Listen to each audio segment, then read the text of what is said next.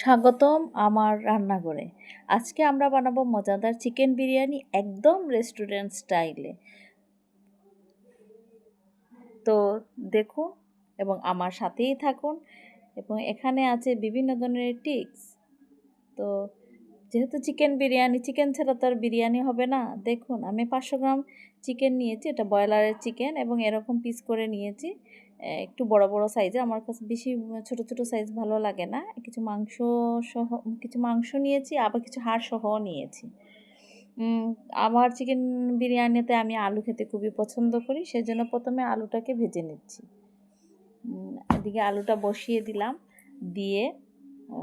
দিব, দিয়ে তারপর চলে যাব চাল পরিষ্কার করে ধুয়ে নিতে। তো আলুটা বসিয়ে দিয়ে চলে যাচ্ছি। আর এখনের আলুগুলো এত শক্ত থাকে যে সহজে সিদ্ধ হতে চায় না। তো আমি পানি দিয়ে ওটা সিদ্ধ বসিয়ে দিলাম, এবং হলুদ লবণ দিয়ে তারপর চলে যাব চাল ভিজাতে। দেখুন এখানে আমি নিয়ে নিলাম 250 গ্রাম পোলাওর চিনি গুঁড়া চাল। প্যাকেট চিনি গুঁড়া চালটা খুব ভালো হয়, আপনারা সবসময় চেষ্টা করবেন প্যাকেটের যে চিনি গুঁড়া চাল আছে, চাষি বা রাঁধুনি, ওগুলো নিতে, তাহলে পারফেক্ট বিরিয়ানি হয়। তো আমি চাল ধুয়ে একটা ঝাড়নিতে নিয়ে রেখে দিলাম। যত পানি ঝরবে তত যে বিরিয়ানিটা ঝরঝরে হবে। সেই ফাঁকে আমার আলু হয়ে গেছে সিদ্ধ, এবং আলুগুলো ভেজে রেখে দিলাম। বিরিয়ানিটা যেমন পারফেক্টই মনে হয় না আমার কাছে আলু ছাড়া। এটা আমি খাসি দিয়েই রান্না করি আর মুরগ দিয়েই রান্না করি, মাঝে মধ্যে কোয়েল দিয়েও রান্না করি, কিন্তু আলু আমাকে দিতেই হবে। আপনাদের কেমন লাগে আলু বিরিয়ানির মধ্যে? তারপর চলুন গোপন মশলা। এই মশলাটাই আসলে আমার বিরিয়ানির স্বাদ বাড়িয়ে দেয়।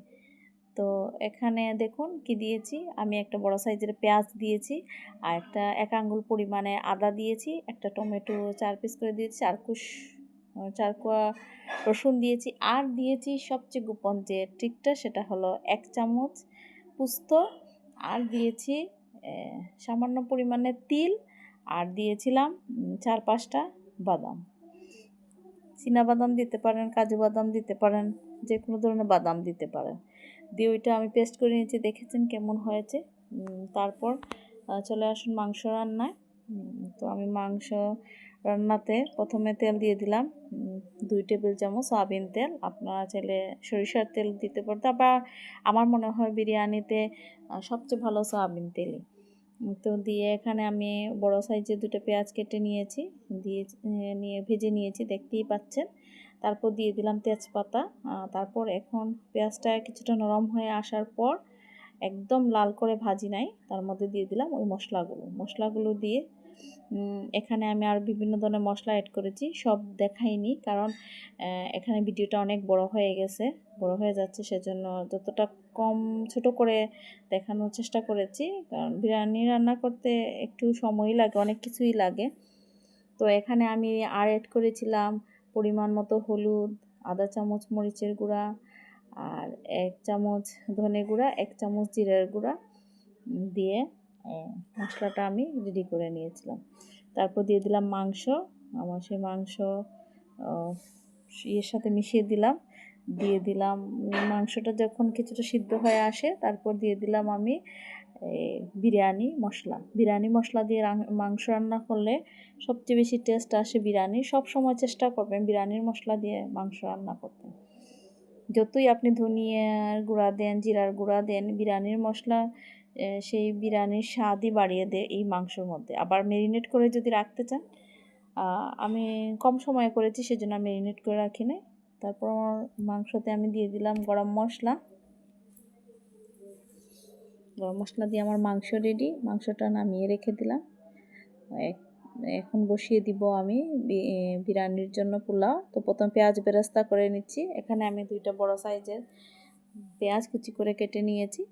তো পেঁয়াজ বেরেস্তায় যদি লবণ দিয়ে দেন, তাহলে পেঁয়াজ বেরেস্তাটা তাড়াতাড়ি হয়। আর সবসময় চেষ্টা করবেন পেঁয়াজ বেরেস্তা তেলেই পোলাওটা রান্না করতে, তাহলে অ্যারোমাটা খুব ভালো আসে। সেজন্য সবসময় পেঁয়াজ বেরেস্তা তেলের মধ্যে বিরিয়ানি রান্না করবেন, আর একসাথে বেশি করে তেল দিয়ে দিবেন।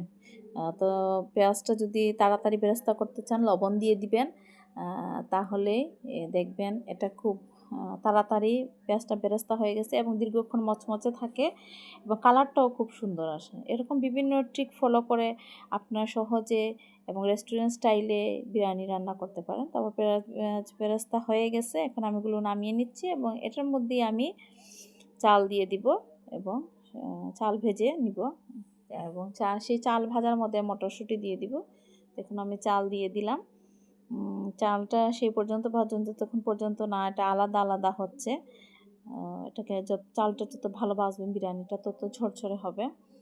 দেখেছেনই তো আমার বিরিয়ানির কালারটা কেমন ছিল এবং খেতে অসাধারণ হয়েছে, অসাধারণ। আমার মনে হয় রেস্টুরেন্টও এরকম বিরিয়ানি তৈরি করতে পারে না, কারণ যতজন খেয়েছে বারবার বলেছে আপনার বিরিয়ানি অসাধারণ, বলে রেস্টুরেন্টকেও হার মানায় আপনার বিরিয়ানির টেস্ট। তো সব সময় তাই চেষ্টা করবেন যে আমার বিরিয়ানির রেসিপিটা ফলো করতে, করে বিরিয়ানি তৈরি করতে, তাহলে দেখবেন যে কতটা টেস্ট হয়। তার মটরশুঁটি দিয়ে দিলাম, আমি মটরশুঁটি ফ্রোজেন করে রাখি, সেই ফ্রোজেন করা মটরশুঁটি দিয়ে দিলাম, এখনও ফ্রেশ এবং তরতাজাই আছে।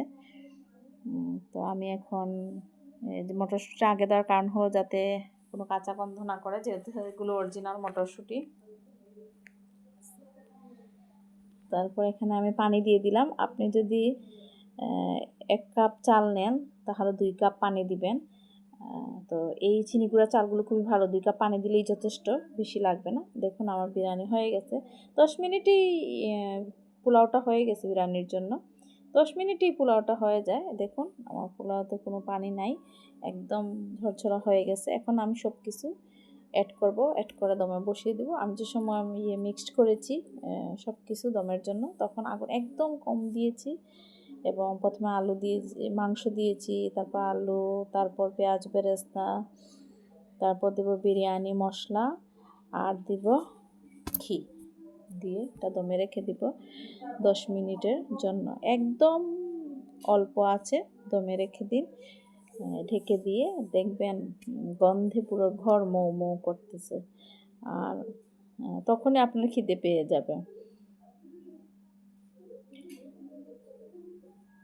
তো সামান্য চিনি দিবেন, চিনি সবসময় যে কোনো রান্নার স্বাদ বাড়িয়ে দেয়, খাবারের ব্যালেন্স রাখে। এই কিছু ট্রিক ফলো করলেই আপনিও রান্না করতে পারবেন ঘরে বসেই রেস্টুরেন্ট স্টাইলে বিরিয়ানি। বরং ওরা কেওড়া জল দেয়, গোলাপ জল দেয়, এগুলো হচ্ছে আমার কাছে এমনিতেই বেশি ভালো লাগে। এগুলো দিলে আর বরঞ্চ খাওয়া যায় না ঠিক মতো, অল্প খেলেই পেট ভরে যায়। দেখুন কি সুন্দর গন্ধ, পুরো ঘরটা মৌ মৌ করতেছে গন্ধে। তো দেখুন আমার বিরিয়ানিটা আমি মিক্সড করে নিই, আমার কাছে ভালো লাগে মিক্সড করে নিলে, এটা কালারটাই সুন্দর আসে। অনেকে তো দেখি কালার দেন, ফুড কালার, আমি কালার ছাড়াই আমারটা সুন্দর আসে। দেখুন পারফেক্ট একটা বিরিয়ানি তৈরি হয়েছে।